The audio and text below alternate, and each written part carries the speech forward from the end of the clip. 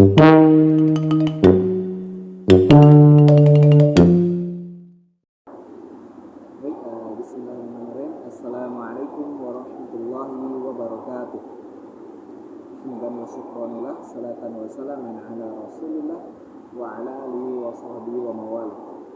Baik, alhamdulillah, pada video kali ini merupakan video yang kedua dari penugasan hadis Tardawi oleh Bapak Pembimbing dosen Zulhadi. Nah, di mana video kali ini merupakan video yang kedua setelah video yang kemarin yang sudah saya upload. Karena video yang kemarin membahas tentang azab kubur, sedangkan video kali ini membahas tentang ciri-ciri orang munafik. Nah, pada video kali ini saya akan membacakan dari dua tahap. Yang pertama saya membacakan hadis ini dengan tutup mata. Yang kedua, arti perkata. Yang ketiga, penjelasan hadis serta kaitannya dengan pendidikan. Nah, mungkin kita langsung saja pada tahap yang pertama, yaitu pembacaan hadis dengan tutup mata. Bismillah. Hadits Abdullah bin Umar radhiyallahu anhum qala Rasulullah sallallahu alaihi wasallam arba'u man kunna fihi kana munafiqan khalisan wa man kanat fihi khallatun minhunna kanat fihi khallah min nifakin hatta yada'aha idza haddatha kadzaba wa idza 'ahada ghadara wa idza wa'ada akhlafa wa idza khasama fajara. Hadis riwayat Bukhari, Muslim, At-Tirmizi, An-Nasa'i, Abu Dawud dan Ahmad. Baik, itu merupakan pembacaan hadisnya. Kita masuk pada tahap yang kedua, yang mana itu penjelasan hadis. Sekaligus kita mulai dulu dengan arti perkataan. Nah, kita langsung. Nah, hadis ini diriwayatkan oleh Bukhari, Muslim, At-Tirmizi, An-Nasa'i, Abu Dawud dan Ahmad. Nah, hadis ini disampaikan oleh Ibnu Umar. Nah, di mana hadis ini berjudulkan tentang ciri-ciri orang munafik. Yang mana hadis ini coba kita artikan terlebih dahulu.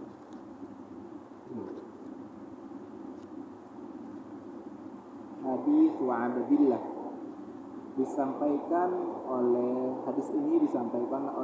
Abdullah bin Amr dan Amr radhiyallahu anhum qala. Semoga Allah Subhanahu wa taala meridhoinya. Qala dia berkata qala Rasulullah sallallahu alaihi wasallam, berkata Rasulullah sallallahu alaihi wasallam atau Rasulullah sallallahu alaihi wasallam bersabda, di mana empat arba'u man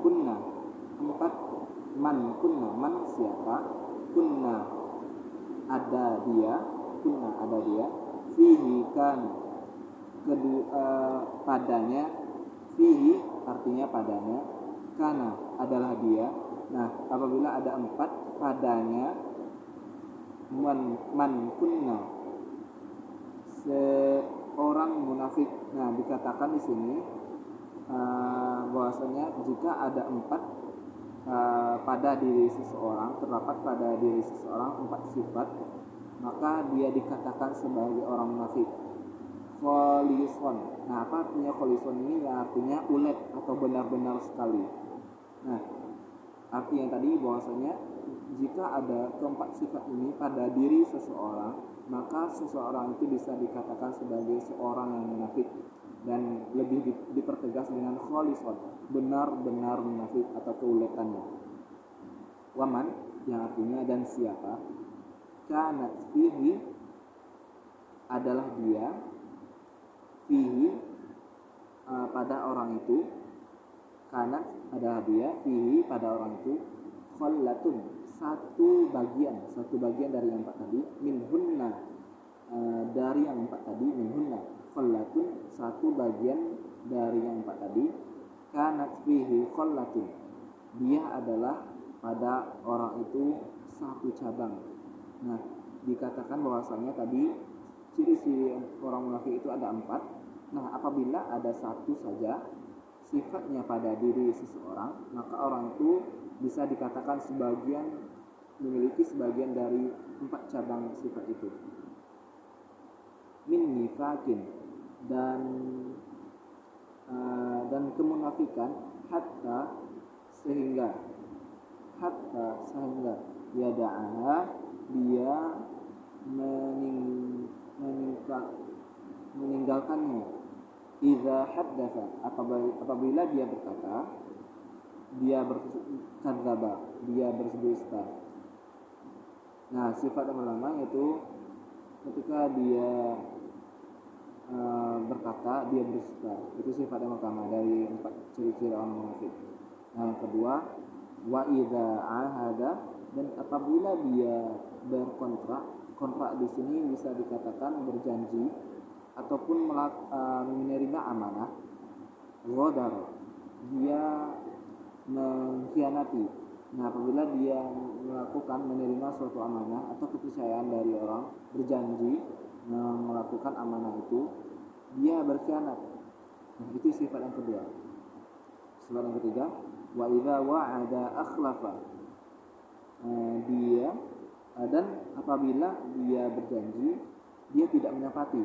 Nah, ini tingkatan yang keduanya dari yang tadi. Sifat yang kedua bahwasanya apabila dia melakukan amanah, dia berkhianat.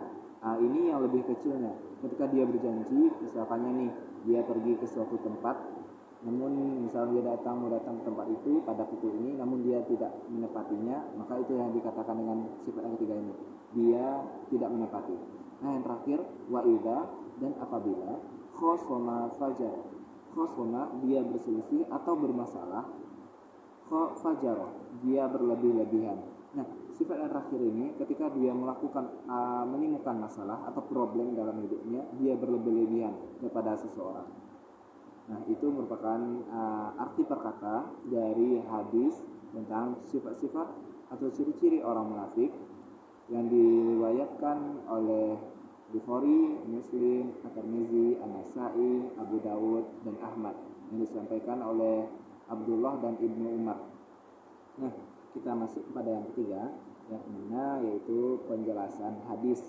Sedikit penjelasan hadis dari pemahaman saya dan setelah melihat video dari Bapak. Hadis ini, kita masuk kepada penjelasan. Hadis ini menjelaskan tentang sifat-sifat orang munafik. Nah, tadi kita sudah bacakan kan 4 sifat-sifat orang munafik. Ternyata hadis ini membahas tentang sifat-sifat orang munafik. Yang di dalam hadis tersebut disebutkan ada 4 sifat orang munafik. Jika dilihat dari hadis lain, hanya terdapat 3 sifat. Nah, jika dilihat dari hadis lain, jika kita bandingkan dengan hadis lain, di mana hadis lain membahas hanya 3 sifat, tapi ternyata di hadis ini ada 4 sifat yang dibahas dalam hadis ini, sifat-sifat orang munafik. Nah, itu kita kupas satu persatu. Di dalam hadis ini terdapat penegasan yang kuat bahwa seseorang akan benar-benar dikatakan munafik apabila memiliki 4 sifat yang disebutkan. Maka orang tersebut tergolong sebagai kholisan. Nah, di dalam hadis ini ada kata penegasan di bahwasanya jika seseorang memiliki 4 sifat orang-orang munafik itu, ciri-ciri orang munafik itu, maka dia dikatakan sebagai kholisan, benar-benar munafik atau teruji kemunafikannya. Nah, arti dari kholisan ini benar-benar munafik. Kemudian jika seseorang, ada nih keunikan dari ini. Jika seseorang terdapat dalam dirinya salah satu bagian sifat munafik, maka dia memiliki 1/4 sifat munafik dalam dirinya. Nah, jika ada 2, maka 2/4 sifat munafik, dan begitu seterusnya. Nah, di dalam hadis ini dikatakan selain seseorang memiliki 4 sifat itu dikatakan sebagai kholisan, benar-benar munafik atau ulet. Nah, ada di sisi lain, jika seseorang memiliki 1 saja sifat munafik itu, maka orang itu bisa dikatakan sebagai munafik. Nah, 1/4 sifat munafik yang ada di dalam dirinya. Nah, jika ada 2, maka 2/4 bagian yang ada di dalam dirinya sifat-sifat munafik. Nah, maka orang itu tetap dikatakan sebagai munafik. Nah, kita masuk. Adapun 4 sifat yang disebutkan dalam hadis ialah antara lain yang pertama, kita masuk kepada yang pertama, yaitu idza haddatsa kadzaba, yang artinya dia berkata dia berdusta. Apabila dia berkata dia berdusta. Yang apabila dia berkata dia berdusta atau berbohong dan dia tidak mengatakan apa yang sebenarnya terjadi, apa yang sebenarnya ada, apa yang ia dengar, dan apa yang sebenarnya yang sesuai dengan kenyataan. Jadi orang ini sudah berdusta, sudah ada 1/4 bagian sifat munafik dalam dirinya. Maupun itu ada yang 1/4 sifat munafik yang ada pada dirinya. Nah, sifat yang pertama ini apabila dia berkata dia berbohong, maka bisa dikatakan orang itu apabila memiliki satu sifat ini sudah ada 1/4 bagian sifat munafik di dalam dirinya. Nah, adapun orang berdalih-dalih berdusta yang disengaja atau berdusta untuk bercanda, sekaligus ada nih yang berdusta dalam mengajar, maka itu tidaklah dibenarkan. Maka orang itu sudah terdapat dalam dirinya 1/4 sifat munafik di dalam dirinya. Maka orang itu bisa dikatakan di dalam hadis ini khallatun min nifakin, sudah ada satu bagian dari kemunafikan di dalam dirinya. Wah, ternyata meskipun orang itu berdusta dengan iming-iming dalam pengajaran, iming-iming ingin bercanda, maka orang itu sudah bisa dikatakan sebagai orang munafik. Sudah ada di dalam dirinya 1/4 bagian sifat munafik di dalam dirinya. Ini kita harus hati-hati ya teman-teman. Meskipun kita nih ada bercanda dengan teman-teman, nyembunyiin sesuatu, bikin orang ketawa, ternyata dalam hadis ini sudah dijelaskan bahwasanya itu tidaklah boleh. Itu bisa dikatakan kita sebagai orang munafik. Hati-hati teman-teman. Nah, kita masuk kepada yang kedua, oke. Yang mana wa idza ahada ghadara, yang artinya apabila dia berjanji atau bersumpah dia khianat. Nah, kita masuk kepada sifat yang kedua.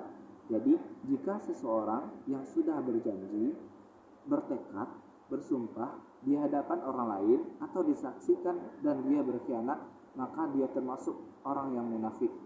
Ahada, berjanji atau bertekad atau bersumpah. Jika dilihat dari hadis lain juga bisa disebut dengan mengambil amanah. Nah, kita fokus kepada hadis yang sifat yang kedua, yang mana ketika dia berjanji atau bersumpah dia khianat. Nah, di dalam hadis ini dikatakan ahada itu bersumpah, atau kalau dilihat dari sudut pandang hadis lain itu bisa dikatakan dengan amanah. Apabila dia mengambil amanah, dia mengkhianati. Beda dengan yang sifat yang ketiga, nanti kita bahas, di mana yang sifat kedua ini lebih berat hukumnya. Dia berjanji di hadapan orang banyak, dia bertekad dia akan melakukan sesuatu namun dia khianat, maka orang ini sudah bisa dikatakan sebagai orang-orang munafik. Oke, kita masuk kepada yang ketiga. Ketiga yaitu wa'ada akhlafa. Apabila dia berjanji dia tidak menepati. Nah, ini lebih ringan ataupun lebih kecil dari yang sifat yang kedua.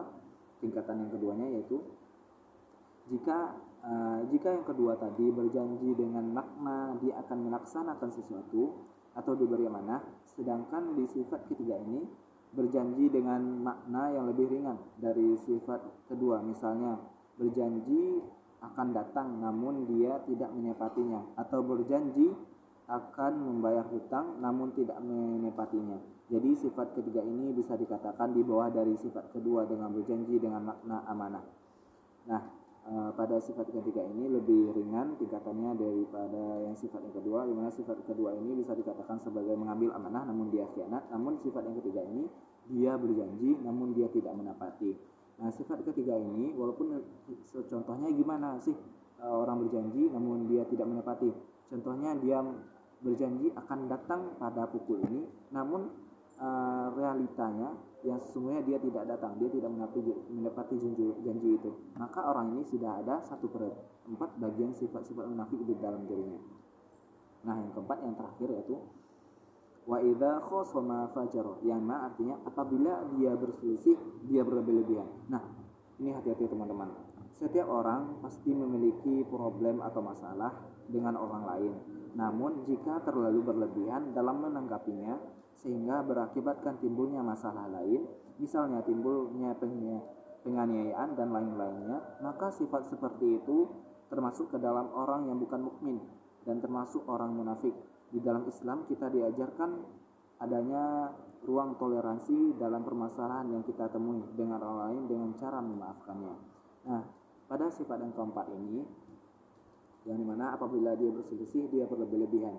Ketika dia menemukan perkara dengan temannya, dengan saudaranya, atau mendapatkan masalah dalam kehidupan, dia terlalu berlebih-lebihan menanggapinya, terlalu membuat lama permasalahan itu selesainya, sehingga dia tidak termasuk orang yang mukmin. Orang yang mukmin itu ciri-cirinya dia menyediakan ruang toleransi terhadap orang lain apabila melakukan kesalahan, sehingganya mudahnya untuk memaafkan. Namun pada sifat yang keempat ini kebalikan dari itu. Dia terlalu berlebih-lebihan dalam menghadapi masalah, sehingganya timbul penganiayaan dan lain-lainnya yang sungguh di luar kendali. Sehingganya orang ini sudah dikatakan di luar orang mukmin dan bisa jatuh kepada orang munafik. Nah, demikian dari 4 sifat itu, bahwasanya hadis ini berkesimpulan ada 4 sifat ciri-ciri orang munafik, sifat-sifat orang munafik. Nah, di 4 sifat itu yang diantaranya itu apabila dia berkata dia berdusta, apabila dia berjanji atau bersumpah dia khianat, yang ketiga apabila dia berjanji dia tidak menepati, yang terakhir apabila dia berselisih dia berlebih-lebihan. Nah, ada di dalam hadis ini dapat kita simpulkan ada 4 sifat orang munafik. Namun jika dari hadis lain cuma ada 3, makanya lebih unik. Hadis ini bisa dikatakan unik, ada terdapat 4 sifat orang munafik.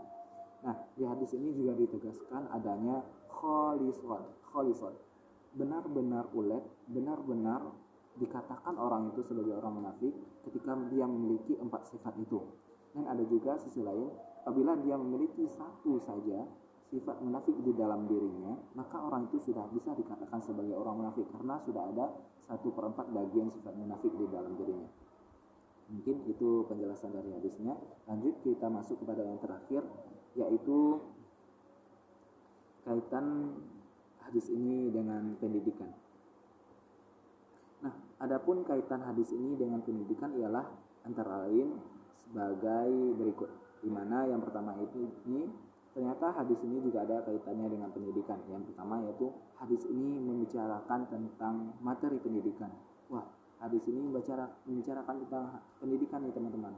Bahwasanya materi pendidikan yang terdapat di dalam hadis ini adalah pendidikan tentang iman. Bagaimana seseorang tidak boleh menjadi munafik atau tentang penjelasan sifat-sifat orang munafik dengan adanya penegasan meskipun di dalam diri seseorang tidak memiliki semua sifat munafik, namun terdapat sebagian di antara 4 sifat tersebut, maka sudah dapat dikatakan orang itu sebagai munafik. Nah, pada poin yang pertama ini kaitannya dengan pendidikan, yaitu adalah tentang materi pelajaran tentang keimanan. Bahwasanya hadis ini sudah menjelaskan tadi bahwasanya 4 sifat orang munafik, yang dimana itu merupakan pelajaran yang sungguh bagus yang patut kita pelajari untuk melatih dan menjaga keimanan kita, sehingga kita terjaga dari 4 sifat tersebut dan tidak memiliki sebagian darinya. Sehingga kalau kita lihat dari hadis tersebut sudah dikatakan meskipun kita memiliki satu bagian kita sudah dikatakan dengan sebagai orang munafik. Maka setelah mempelajari ini kita akan menguatkan iman kita. Setelah mempelajari ini kita akan memperkokoh iman kita, dan setelah mempelajari hadis ini kita bisa menghindari sifat-sifat tersebut. Nah, yang terakhir metode pembelajaran.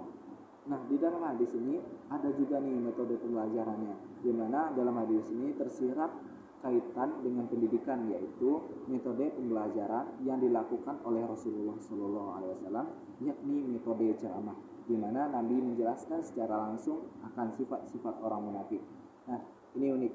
Kita masih beranggapan metode ceramah ini adalah metode yang lama. Namun pada realitanya metode-metode yang sekarang, metode-metode modern yang kita kenal sekarang, itu timbulnya, bercabangnya, basicnya itu adalah metode ceramah.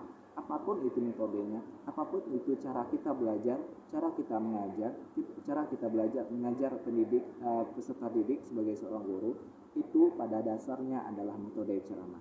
Jadi kita tidak bisa mengatakan bahwa metode ceramah ini bisa dikatakan sebagai metode yang tertinggal, tidak. Karena metode ceramah ini terus berkembang, memiliki cabang, dan timbullah metode modern yang kita kenal pada saat sekarang ini. Jadi kita tidak bisa menganggap remeh metode ceramah ini. Nah, itulah yang diajarkan oleh Rasulullah, bahwasanya pada hadis ini terdapat pesan tersirat metode belajar yang diajarkan, yang dicerminkan oleh Rasulullah, yaitu metode ceramah. Mungkin cukup sekian penjelasan hadis yang kedua ini oleh saya, di mana sifat-sifat orang munafik. Semoga bermanfaat, dan alhamdulillah hadis ini sudah selesai saya bacakan sekaligus dengan penjelasannya. Mungkin cukup sekian. Mohon maaf apabila ada kesalahan. Terima kasih.